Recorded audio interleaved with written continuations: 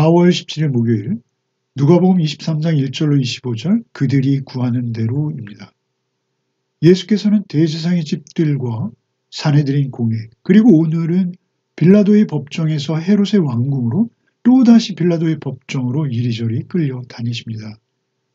그리고 결국은 유대 서기관과 제사장 그리고 바리새인들에게 매수된 그 무리들, 군중이 요구하는 대로 빌라도에 의해서 십자가형을 언도받게 되는 것이죠.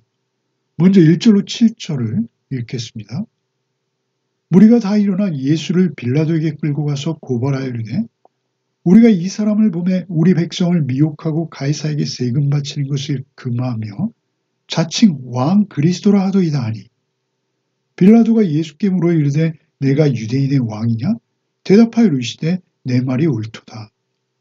빌라도가 대상과 무리들에게 이르되 내가 보니 이 사람에게 죄가 없도다 하니 무리가 더 강하게 말하되 그가 온 유대에서 가르치고 갈릴리에서부터 시작하여 여기까지 와서 백성을 소동하게 하나이다. 빌라도가 듣고 그가 갈릴 사람이냐 물어 헤롯의 관할에 속한 줄을 알고 헤롯에게 보내니 그때 헤롯이 예루살렘에 있더라. 유대의 지도자들이 예수님께 발견한 죄가 있다면 그것은 굳이 유일하게 신성모독이었을 것입니다. 그러나 만일 그들이 정직한 마음과 객관적인 이성으로 예수님을 직시할 수 있었다면 그들의 판단은 정반대의 결론에 이를 수 있었을 것입니다. 그들은 어렵지 않게 그분이 하나님의 아들이시오 곧 메시아 되신다는 것을 확실히 알게 되었을 것이죠. 그럼에도 그들은 간교하게 빌라도 앞에서 종교적인 문제는 전혀 언급도 하지 않습니다. 빌라도에게 종교적인 문제는 호소력이 없다라고 판단한 것이죠. 그리고 엉뚱한 죄목들을 가지고 오는 것이죠. 그저 사회 정치적인 이유만으로 예수님을 고발하고 있습니다. 백성에게 세금을 금하고 자칭 왕 그리스도라 했다는 것이죠. 이 두 가지 고발 내용은 완전히 거짓이죠.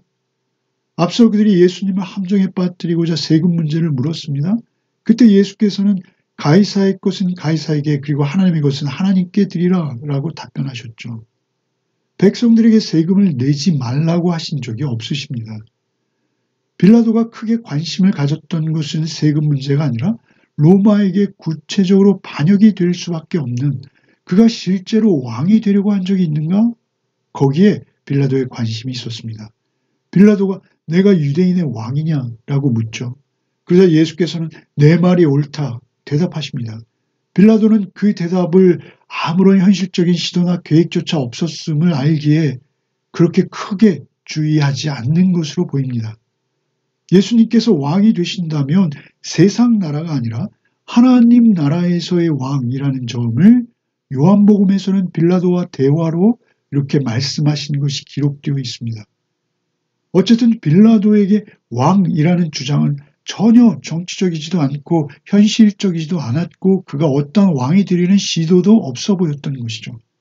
결국 영악한 빌라도는 내가 보니 이 사람에게 죄가 없도다 1차 선고를 무죄로 하고 있습니다. 완전 무죄라는 것입니다. 그러나 유대 군중은 그 무리는 물러서지 않고 예수께서 갈릴리로부터 시작해서 여기까지 백성들을 소동하게 했다라고 계속 외치며 고발하는 것이죠. 이 소리를 들은 빌라도는 자신의 책임을 면해보고자 묘안이 떠오릅니다. 마침 유대인의 명절이라 유월절을 맞아 예루살렘에 머물고 있던 헤롯에게 이 심판을 떠넘기려 하는 것이죠. 빌라도는 이 재판에 어떠한 책임도 지지 않으려고 예수를 헤롯에게 보냅니다. 놀라운 것은 빌라도의 첫 번째 재판에서 빌라도는 예수님이 무죄, 곧 어떠한 죄도 없음을 빌라도가 증언하고 있습니다. 그러나 죄가 전혀 없으신 예수께서 이리저리 끌려 다니시는 것이죠. 마치 죄 없는 어린 양이 죄인들을 위해서 제단 앞으로 끌려가는 모습을 떠오르게 하는 그런 광경입니다. 8절로 12절을 읽겠습니다. 헤롯이 예수를 보고 매우 기뻐하니 이는 그의 소문을 들었으므로 보고자 한 지 오래였고 또한 무엇이나 이적 행하심을 볼까 바랐던 연고로라 여러 말로 물으나 아무 말도 대답하지 아니하시니 대상들과 서기관들이 서서 힘써 고발하더라. 헤롯이 그 군인들과 함께 예수를 업신여기며 희롱하고 빛난 옷을 입혀 빌라도에게 도로 보내니 헤롯과 빌라도가 전에는 원수였으나 당일에 서로 친구가 되니라. 헤롯은 예수님을 보고 기뻐했다 이렇게 기록하고 있죠. 그가 기뻐했다. 그 기뻐한 이유는 소문을 듣고 예수님의 이적 행하심을 보고 싶어서 기뻐했던 것입니다. 그런 예수님을 무슨 마술사 내지는 아주 특별한 제주꾼 정도로 여기는 것이죠. 예수께서는 그런 헤롯에게 아무런 반응도 하지 않으십니다. 그러자 거기까지 따라온 제사장과 그 서기관들이 헤롯 옆에 서서 힘써 예수님을 고발하고 있어요. 이 유대 지도자들과 그 무리는 빌라도의 총독 공관에서 헤롯의 왕궁으로 따라온 것입니다. 그리고 다시 또 총독의 공관으로 끈질기게 쫓아가는 것을 볼 수 있죠. 유월절 관계로 그들이 헤롯과 빌라도가 모두 예루살렘 안에 같이 있었던 것입니다. 그 공관과 헤롯의 왕궁은 10분 거리 정도밖에 되지 않았다고 합니다. 그들은 예수님을 계속 쫓고 있습니다. 그 역시 헤롯도 영악하죠. 그래서 자기의 책임을 면하고자 실컷 조롱만 하고는 빛난 옷을 입혀서 빌라도에게 다시 돌려보내고 있습니다. 평소에 서로 원수처럼 여기던 저들이 이날만큼은 마치 친구처럼 여겨질 만큼 서로를 배려하는 듯한 이 재판의 양상이 참으로 이상한 것이죠. 13절로 17절을 읽겠습니다. 빌라도가 대제사장들과 관리들과 백성을 불러 모으고 이르되 너희가 이 사람이 백성을 미혹하는 자라 하여 내게 끌고 왔도다. 보라, 내가 너희 앞에서 신문하였을 때 너희가 고발하는 일에 대하여 이 사람에게서 죄를 찾지 못하였고 헤롯이 또한 그렇게 하여 그를 우리에게 도로 보내었도다. 보라, 그가 행한 일에는 죽일 일이 없느니라. 그러므로 때려서 놓겠노라. 예수께서는 다시 총독에게 돌려보내시게 됩니다. 그러자 빌라도는 진지하게 유대 지도자들을 설득하려고 하시죠. 나도 이 사람에게 죄를 찾지 못했고 뿐만 아니라 너희의 왕 헤롯도 그의 죄를 정하지 못하고 다시 돌려보낸 거 아니냐. 너희의 요구대로 그를 십자가에 못 박아 죽일 수는 도저히 없다. 내가 너희와 타협안을 제시하겠으니 그저 때리기라도 해서 놓아주겠다. 이렇게 하는 것이죠. 어떻게든 그들과 정치적으로 타협을 이루어서 무죄한 자의 죽음만은 막아보겠다라는 생각으로 죄 없는 그를 때리겠다라고 말하는 것입니다. 한 나라를 통치하는 총독으로서 참으로 비겁한 타협입니다만 빌라도의 입장에서는 그런 양보하는 거래라도 이루어서 예수님을 죽이고 싶지 않은 것이죠. 18절로 21절을 읽겠습니다. 무리가 일제히 소리질러 이르되 이 사람을 없이하고 바라바를 우리에게 놓아주소서 하니 바라바는 성중에 일어난 밀란과 살인으로 말미암아 옥에 갇힌 자라라. 빌라도는 예수를 놓고자 하여 다시 그들에게 말하되 그들은 소리질러 이르되 그를 십자가에 못 박게 하소서 십자가에 못 박게 하소서 하는지라. 이런 빌라도의 제안에 무리는 일제히 오히려 소리를 지르기 시작합니다. 이 사람을 죽이고 오히려 살인과 폭력으로 사형을 받아 마땅한 이미 사형 언도를 받은 바라바를 풀어달라는 것입니다. 다른 복음서에 의하면 빌라도는 유월절 특별 사면의 관습을 쫓아서 예수를 방면하려고 계획했던 것이죠. 그러나 오히려 살인자를 방면하는 엉뚱한 모습이 된 것이죠. 그 무리는 다시 소리를 지르기 시작합니다. 그를 십자가에 못 박게 하소서, 십자가에 못 박게 하소서. 22절로 25절을 읽겠습니다. 빌라도가 세 번째 말하되 이 사람이 무슨 악한 일을 하였느냐. 나는 그에게서 죽일 죄를 찾지 못하였나니 때려서 놓으리라 하니 그들이 큰 소리로 재촉하여 십자가에 못 박기를 구하니 그들의 소리가 이긴지라.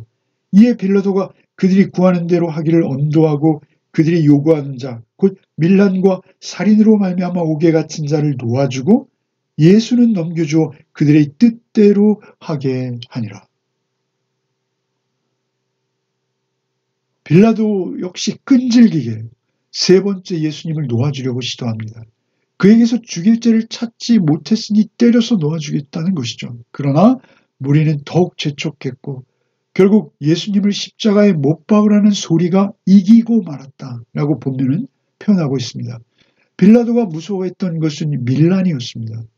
그 군중들을 무시할 수 없었던 것이죠. 빌라도는 정작 밀란과 살인을 저지른 자는 방면하고 예수님은 십자가에 넘겨주는 판결을 하고 마는 것이죠.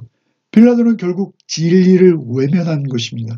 정치적 타협을 이루는 참으로 인류 역사에 결코 지울 수 없는 최악의 판결을 한 빌라도가 된 것이죠. 오늘날도 우리는 신앙 고백을 통해서 빌라도를 정죄하고 있습니다. 진리 앞에서 타협한 자, 책임지지 않는 자, 비겁한 자로 역사 속의 빌라도는 영원히 기록된 것입니다. 이러한 종류의 죄가 사실 총독과 같이 높은 자들만의 죄일까요?